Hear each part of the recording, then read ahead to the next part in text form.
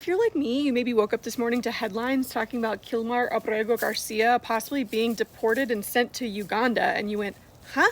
Uganda? Why the hell would he be sent to Uganda? Well, it turns out businessman-in-chief President Trump has been striking deals with different countries, especially countries really struggling to gain legitimacy, especially amongst like the northwestern economy that have had high tariffs put on them by Trump.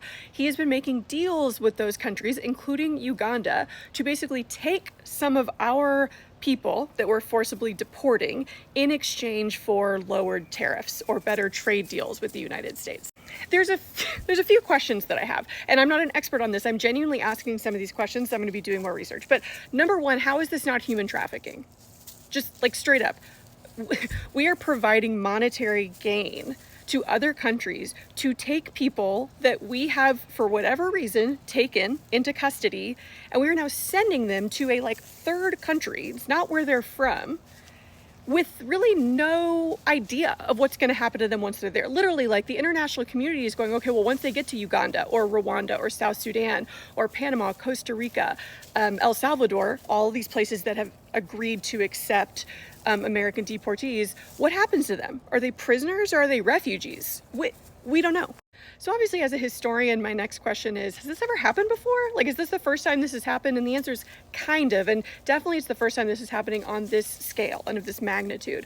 This is sort of the role that Guantanamo Bay has served, right? The U.S. naval base that's on the island of Cuba has been where we just sort of send criminals, send people, suspected terrorists, whatever, that we just want to kind of forget about and go, let's just send them there. There are people that are languishing in Guantanamo Bay for years without any sort of trial, without even a clear reason for why they're there. And there has been times, one other time, President Clinton in the 1990s, there was a wave of Cuban and Haitian refugees seeking asylum in the United States. And he was like, well, we don't have any room in Guantanamo Bay anymore. And so he sent them to Panama and Jamaica. Now, what happened then is that they were sent as refugees, very clearly, not prisoners. And they had their asylum claims processed. And the ones that were found to have legitimate asylum claims were eventually resettled in the United States for the most part, although some of them were sent, I think, to Australia very quietly. But that's the only other historical example I can find of this happening. And my last question is, why are we treating deportees and criminals the same way? Now, you might argue that all deportees are criminals because their crime is, being here illegally, right? You overstayed your visa or whatever. But that's not typically how we've treated deportees. If we find someone that is not here illegally, but they've otherwise committed no crime, if we deport them as a free person back to their country of origin. That's not what's happening anymore. We're sending them to prison and treating them as convicted criminals in third countries where they have no recourse and we have no idea what's going to happen to them.